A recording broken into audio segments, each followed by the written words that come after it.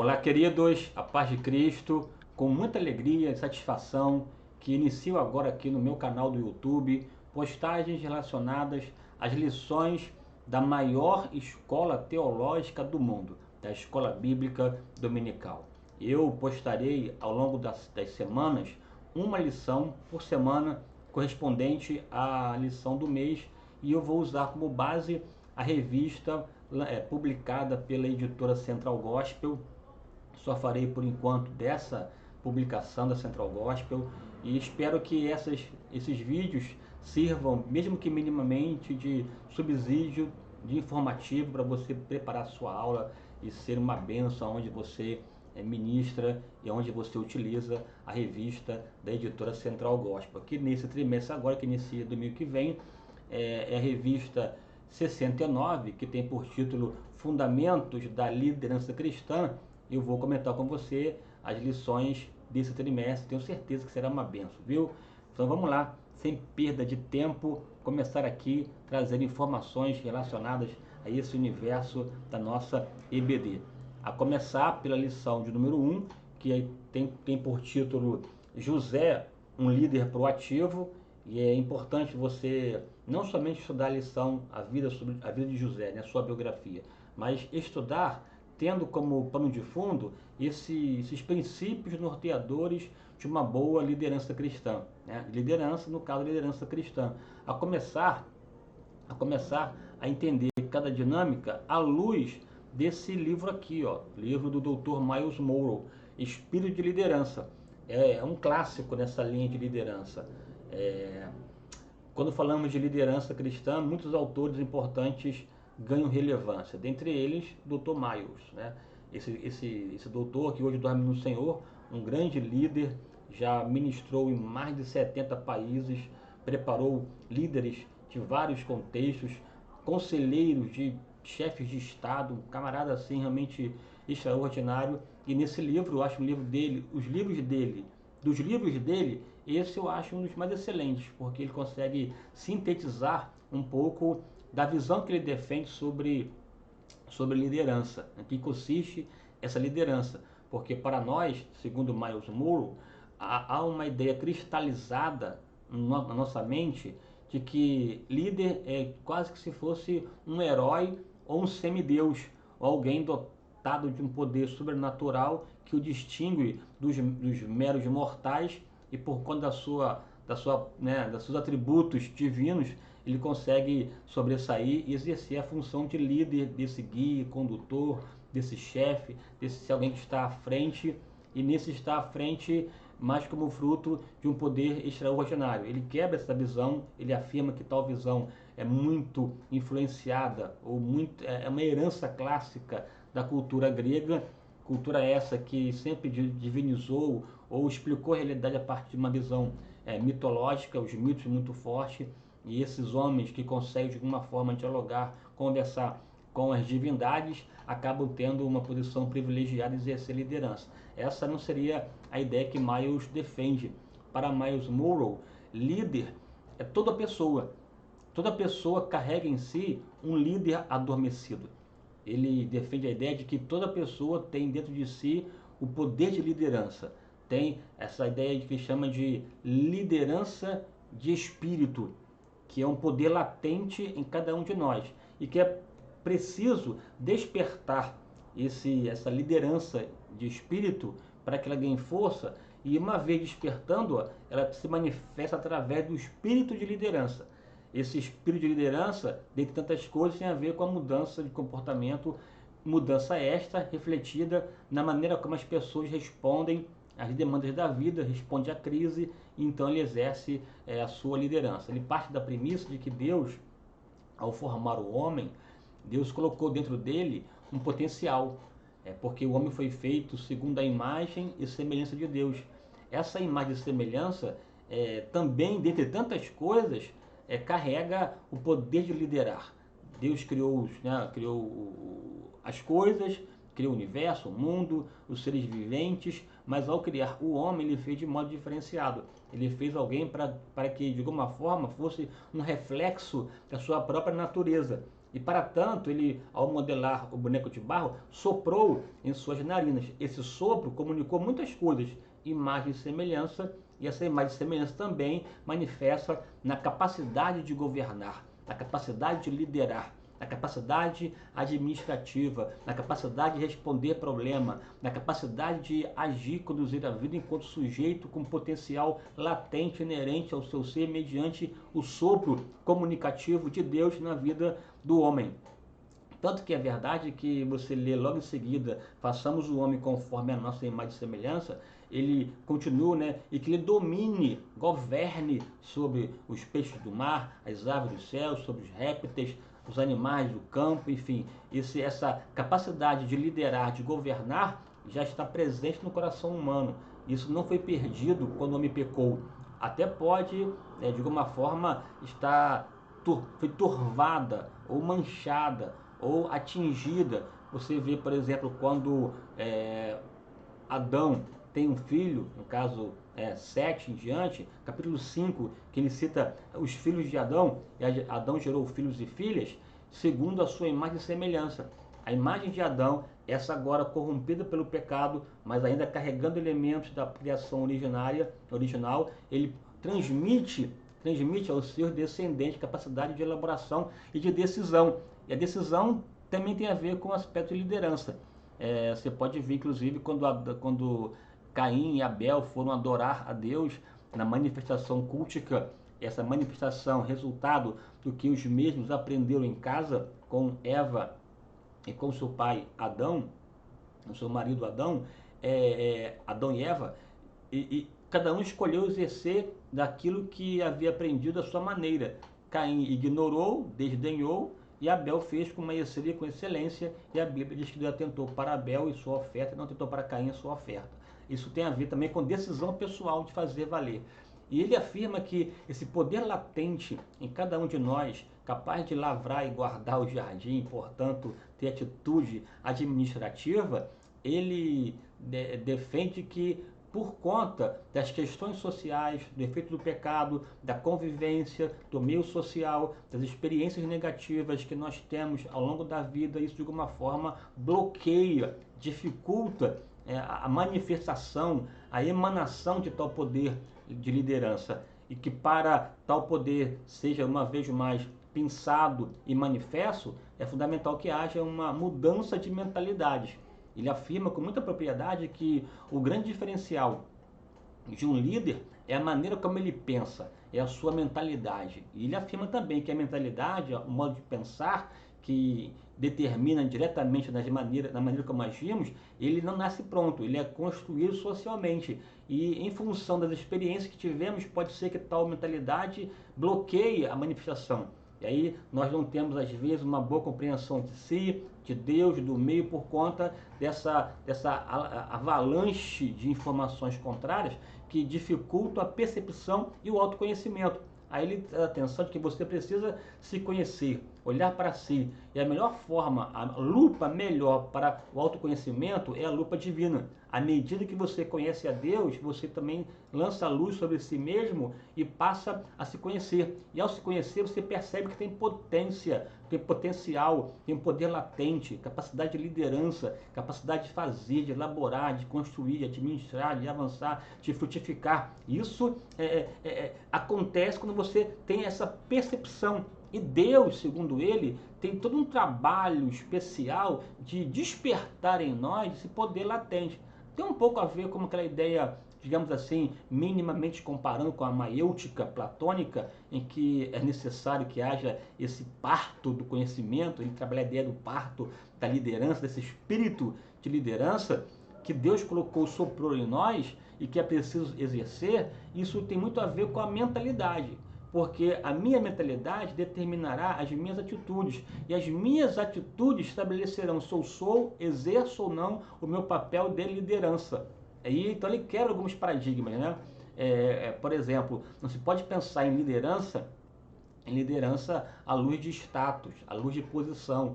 Porque tem pessoas que têm um status elevado ou ocupam posição privilegiada ou até mesmo têm muito recurso financeiro, mas não conseguem liderar, porque é até uma pessoa, às vezes, até patética. uma pessoa que não consegue exercer, influenciar e tal, porque não é a posição, não é o dinheiro em si que torna a pessoa um líder. Segundo Miles Monroe, líder é aquele que percebe quem Deus é, quem ele é, a sua capacidade, e esse líder entende a razão de um propósito existencial, propósito este que o leva para além de si, de sorte que ele faz, atua, não tem a ver de modo necessário consigo, mas sim com um propósito. Esse propósito é tão ardente, tão intenso, tão fervoroso dentro dele, que ele abre mão de muitas coisas para a realização desse propósito, dessa visão, e essa motivação pessoal em direção ao seu alvo final é tão impactante que influencia as pessoas. Ao influenciar as pessoas, ele agrega pessoas, não a si, agrega pessoas para a realização da sua missão, do seu propósito. Então, em tese, o propósito acaba sendo maior do que a própria pessoa e ele começa então a exercer o papel de excelência. Por exemplo, aqui o caso de Gideão. Deus se apresenta a Gideão e a palavra do anjo para Gideão é muito clara: varão valoroso, o Senhor é contigo, vale-se a tua força e você libertará o povo, meu povo, das mãos dos midianitas. Veja, Gideão, assim, malhando trigo no lagar, uma pessoa escondida, com medo da ação dos midianitas. Para além disso, se sentia inferiorizado. Eu pertenço à menor tribo de Israel. E não somente essa questão, a minha família é a menor família da tribo de Manassés, que era a tribo dele. E eu sou um dos menores da minha casa. E esse mesmo Deus se reporta a esse homem e diz que você vai nessa tua força, varão valoroso, eu sou contigo e tal, você vai libertando o povo das garras dos midianitas e tal. Quer dizer, Deus estava de alguma forma burilando, trabalhando para despertar na vida desse homem Gideão o potencial latente, seria então esse espírito de liderança. Tanto que é verdade que esse que dizia que não era ninguém, não tinha poder, conseguiu aglutinar em torno de si e da ideia salvática do povo midianita cerca de 32 mil homens. Reuniu tantas pessoas em torno de uma visão que o próprio Deus teve que intervir, dizendo: ó, tem muita gente aí, pode tirar, porque só quero 300. E aí, então, a história do 300, então você percebe que essa manifestação do autoconhecimento, da percepção dele em relação a si, e o se lançar nas mãos de Deus, ao ponto de reunir um grupo enorme de pessoas, que ao final reduzido, mas mesmo assim com poder de realização, aconteceu por conta de um problema. Qual o problema? Os midianitas que oprimiam o povo de Israel.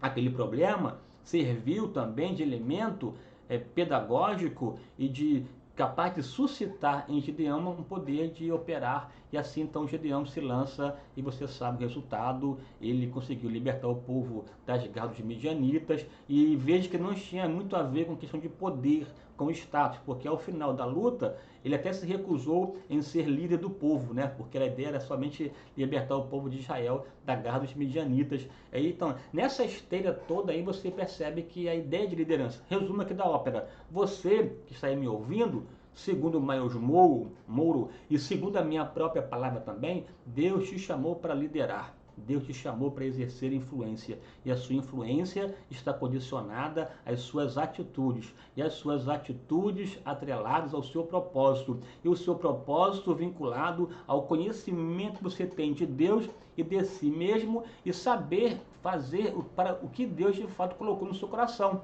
Qual foi ou qual é a chamada, o ministério que Deus te confiou, seja ministério na igreja ou na sua casa, no seu trabalho, no dia a dia, né, nas questões da sua vivência, porque liderança não tem a ver com quantidade de pessoas, tem a ver com guiar pessoas. Não importa o lugar, não importa a quantidade, o que importa é exercê-la.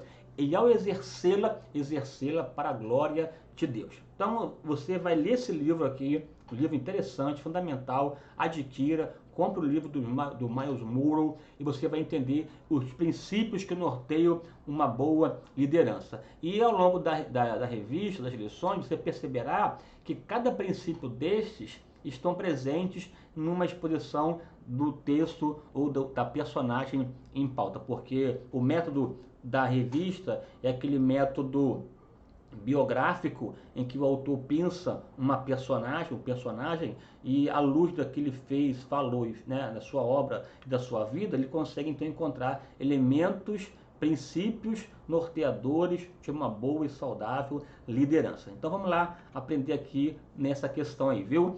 O texto bíblico básico dessa revista aqui, que é uma revista para a vida de José, é o livro do Gênesis, capítulo 41. Vale aqui ressaltar que essa história começa no capítulo 37, no 38 há uma lacuna, uma informação interessante sobre a vida de Judá. Do 39 ao 50, quem tem um papel preponderante nessa história é esse homem tão poderoso, tão conhecido, tão marcante, que é de fato a vida de José. Nesta lição de hoje, também uso o texto bíblico básico e o texto áureo, Gênesis 45, 5. Agora, pois, não vos entristeçais, nem vos pese aos vossos olhos por me haverdes vendido para cá, porque para esta conservação da vida Deus me enviou diante da vossa face. É um texto importante, de uma leitura, de uma compreensão, de um entendimento da própria vida, a maneira como José leu, interpretou as experiências negativas que ele tivera, que para ele, ao final de tudo, colaboraram, contribuíram para forjá-lo para aquele tempo importante de ser governador do Egito, para salvar a si, a sua casa e bem como a humanidade. Ele não se tornou um Zafenat Paneia do dia para a noite. Foi um processo constitutivo de formação para que ao final de tudo ele pudesse então exercer com excelência o seu sonho, né, que estava lá já desde uma fase embrionária na casa do pai e portanto agora cumprindo e sendo uma bênção para a humanidade. A lição de hoje tem 3 objetivos clássicos, como normalmente tem, né? O primeiro é entender que as aflições do presente são justificadas para a glória de Deus ou para a glória do futuro, ou seja, tudo coopera, colabora para o bem daqueles que amam a Deus. Aí você não pode, portanto, ter uma postura de reclamação, de murmuração, ou de inquietação, ou até de frustração, não. É tentar encontrar nessa crise das demandas da vida, nas dificuldades essenciais e construir isso de uma forma, um trampolim para você ir mais além, avançar e crescer, enfim, né? Cada dor, cada angústia, cada choro, de fato, revelam ou trazem consigo também uma nota, um tom de esperança e de colaboração, de contribuição na formação individual. É aquela ideia que Paulo disse, né? Assim, o problema tem esse tom de formação, né? Tem esse tom pedagógico, tem esse tom de construção. Então, por isso que ele fala com muita clareza, o apóstolo Paulo, que as aflições do tempo presente não se podem comparar com a glória que em nós há de ser revelada. As aflições presentes colaboram com a nossa formação. Aí é uma teologia da glória, que até o próprio Lutero ensinava isso, de que o sofrimento tem um papel pedagógico. Ninguém consegue conhecer e entender de fato quem Deus é se não passar por sofrimento, por angústia. Aí é claro que é um tom aqui não de um tom assim, né, de alguém que queira sofrer, não é um masoquismo, não. É um reconhecimento de que infelizmente nós precisamos passar por essas questões até para poder despertar em nós o nosso potencial. É na crise, não é uma frase de efeito, é uma verdade. Na crise nós criamos. Na crise buscamos respostas. Na crise desenvolvemos tecnologias. É a demanda da vida que nos mobiliza a buscar resposta, e cada resposta há um aprimoramento pessoal e também um aprimoramento social. Então vamos lá aprender um pouco sobre isso a partir da vida de José. Vale aqui ressaltar que José é um dos grandes homens da Bíblia Sagrada. Aqui estamos falando de um grande patriarca, né? Aqui na verdade, aqui do bisneto de Abraão, né? Abraão teve Isaac, Jacó, José. Então, veja que até a própria descrição bíblica da promessa de Deus na vida de Abraão, que perpassou para Isaac, de Isaac para Jacó para José e seus filhos, percebe então um olhar constitutivo desse grande homem. É tão forte a vida de de José, que ele tipifica um pouco a vida de Jesus. José foi vendido por 20 moedas de prata como escravo, Jesus vendido por 30 por Judas, José é chamado de José nas Panéias porque salvou o mundo, Jesus é o salvador do mundo. Então a gente tem uma similaridade um pouco nessa questão vinculada à vida de José. José foi rejeitado na sua própria casa, Jesus também foi rejeitado pelos seus, então há uma correlação desse grande homem chamado José. Uma história que Moisés trouxe à tona ao escrever o livro do Gênesis, e a partir dessa leitura você pode aprender, porque a Bíblia diz que tudo o que dantes foi escrito para o nosso ensino, foi escrito para que pelas Escrituras tivéssemos, então, consolação. José, um dos grandes da Bíblia, sua história é um exemplo de superação e de manifestação de soberania divina. Nela encontramos que, apesar das lutas, sempre vale a pena servir a Deus com alegria. É uma história de superação, aqui veremos isso. E que termina de modo extraordinário. Não é uma novela, né? Mas é uma verdade. Começou mal, mas terminou de modo excelente. Começou com desonra, com perda, tristeza, mas acabou com alegria, com honra e com festa, e com poderio, com exaltação. Humilhado na casa dos pais, pelos irmãos, em Potifar, na prisão, mas terminou como governador do Egito. Não foi do dia para a noite, um processo, mas aconteceu, e acontecer virou manchete. Vamos lá aqui ver rapidamente aqui sobre a vida desse homem chamado José. José é um sonhador.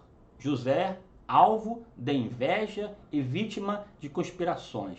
José, esse filho de Jacó. José, o 11º filho de Jacó, Jacó de Israel.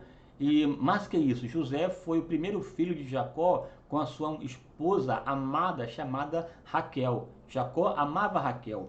E de Raquel teve primeiramente José. Esse José, portanto, foi motivo de muita alegria, satisfação e gozo para a vida de Jacó, bem como de Raquel, porque Deus abriu a madre de Raquel, ele concedeu um filho e ele chamou de José. Portanto, José veio trazendo alegria de verdade ao coração de Jacó. Jacó trabalhou na casa de Labão, a priori, 7 anos, em prol de Raquel, mas por conta de ações e outras, Labão lhe deu Lia, e aí começa uma história aí translocada, com muitos empecilhos na caminhada, mas o coração dele ardia por Raquel. Tanto que é verdade que quando Herodes manda matar as crianças, a profecia tem a ver com o choro de Raquel, que chora os seus filhos, porque Raquel passa a ser quase que a mãe, né, dos israelitas, por conta dessa proeminência no coração de Jacó por ela. Então tem essa questão. O 11º filho. E essa posição de alegria acabou gerando no ambiente familiar de Israel, de Jacó, de José, uma predileção. Jacó passou a ter uma postura prediletiva em relação a José, e essa predileção, essa preferência acabou sendo evidenciada de várias formas, dentre elas até na própria indumentária, vestimenta. Jacó deu para José uma túnica colorida. Essa túnica multicolorida é uma forma de destacar a posição de José. Ele acaba sendo tipo como, né, um responsável, um administrador da sua casa, como se ele fosse o primogênito, que tivesse a primogenitura. Isso, é claro, gerou ciúme, tanto no coração do próprio Rúben, que era o primeiro filho, e também dos demais irmãos de José.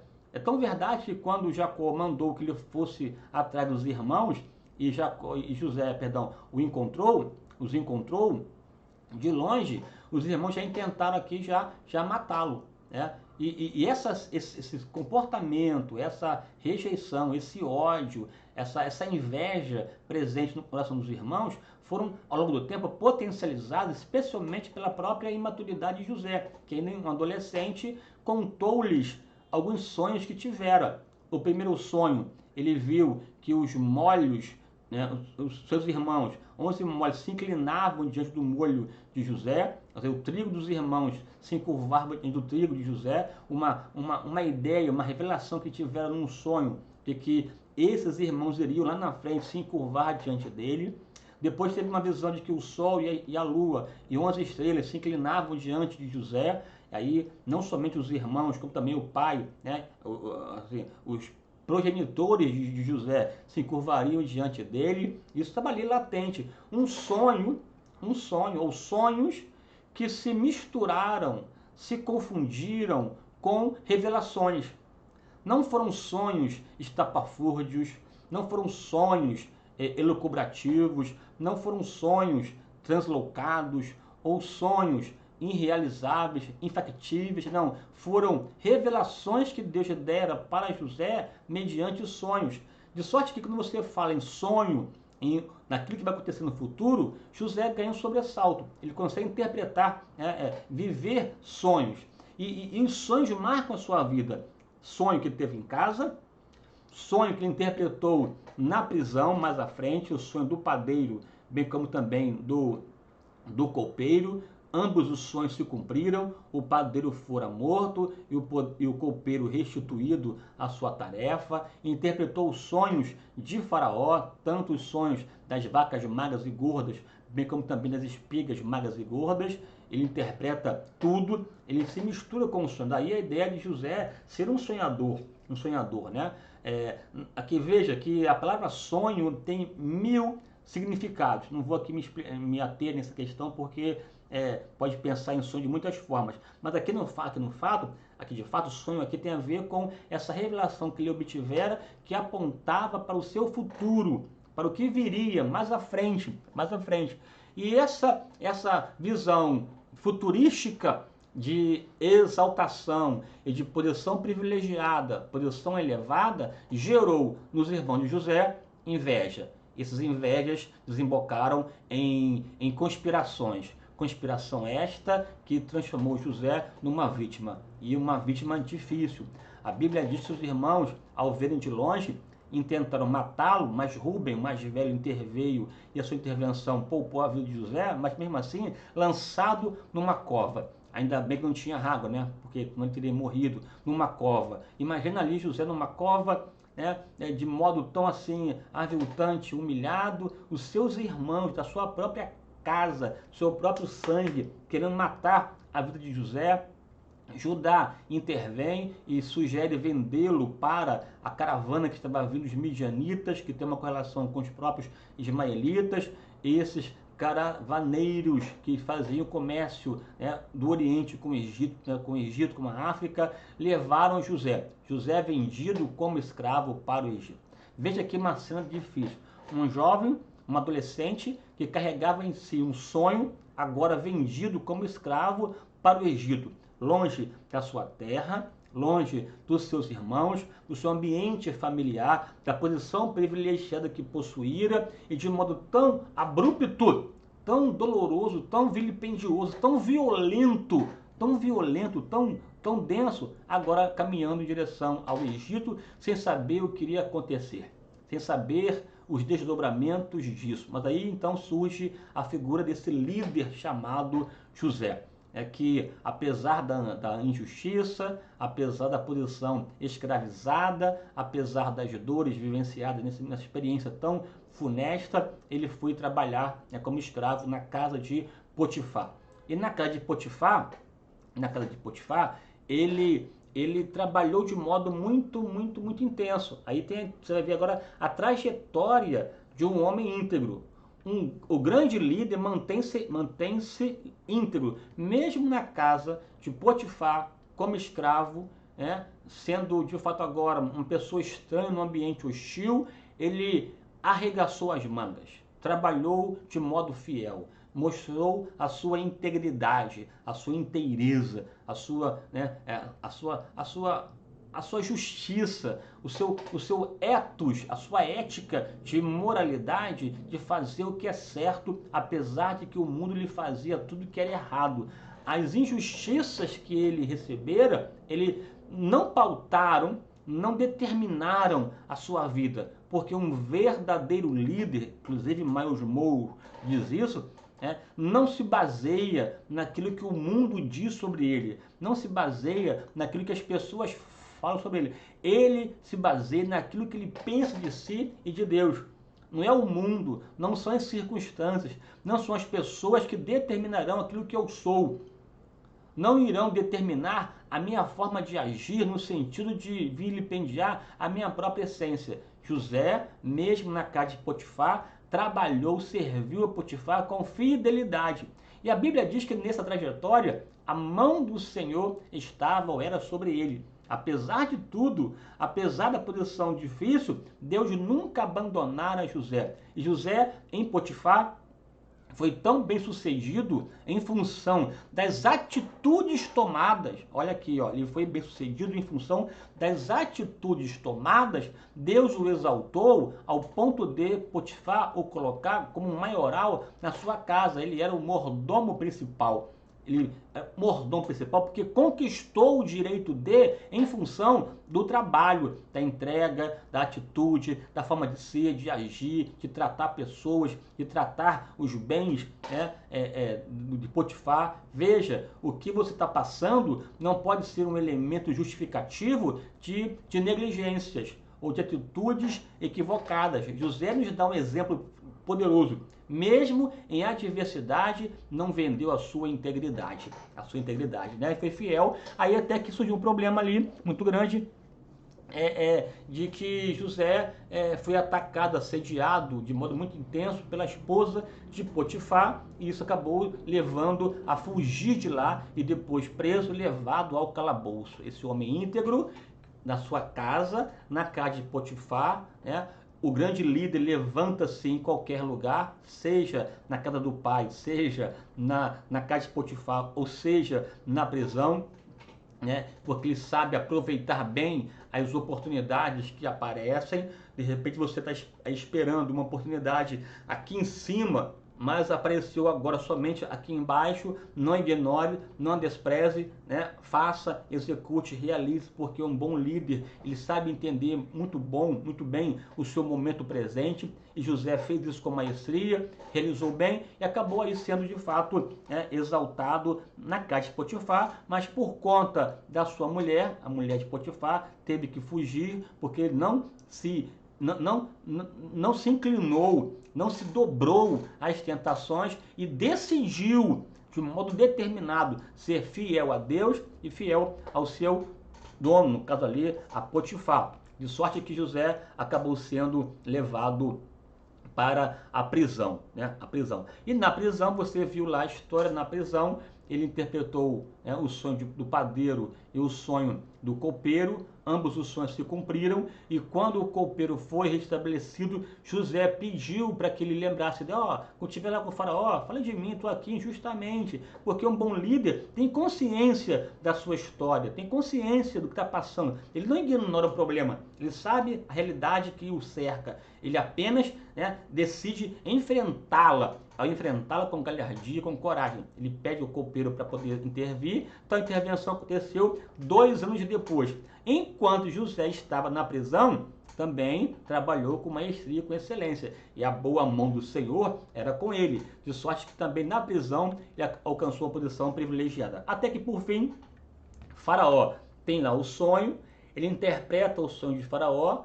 Faraó percebe que nele havia um espírito de excelência, e, portanto, as ideias que José dera para poder administrar bem o tempo de fartura, para compensar o tempo de escassez que viria, Faraó o coloca como sendo maioral no Egito, abaixo apenas dele mesmo. De sorte que José passou a ser um grande vizir, um grande governador, e de modo hábil, de modo maravilhoso, de modo inusitado e inesperado, governou com excelência.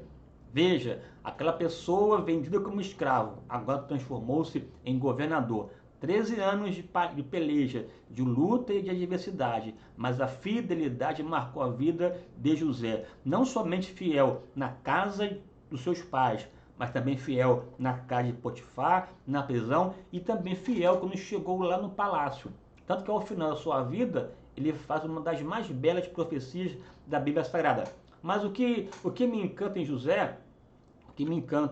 José, além dessa questão vinculada da integridade, fidelidade, o que me encanta nele é essa disposição de de servir a Deus, sabe? Apesar dos pesares, das dores, da angústia, ele sempre esteve vinculado a Deus, sempre buscou honrar o Deus dos seus pais, que passou a ser o Deus de José. E isso fez toda a diferença, porque um líder de verdade não vive para si, ele tem compromisso com Deus e faz da sua vida um canal pelo qual Deus se revela e se manifesta. E nessa ideia aqui de manifestação, de revelação, né, na vida de José, quando depois seus irmãos vieram ter com ele, e aquela história maravilhosa de reconhecimento e tal, e José chora amargamente, e o que me encanta em José é que esse líder José não foi neutralizado, parado pelos traumas da vida, pelos rancores da vida, pelos sofrimentos da vida. Ele, José, superou traumas,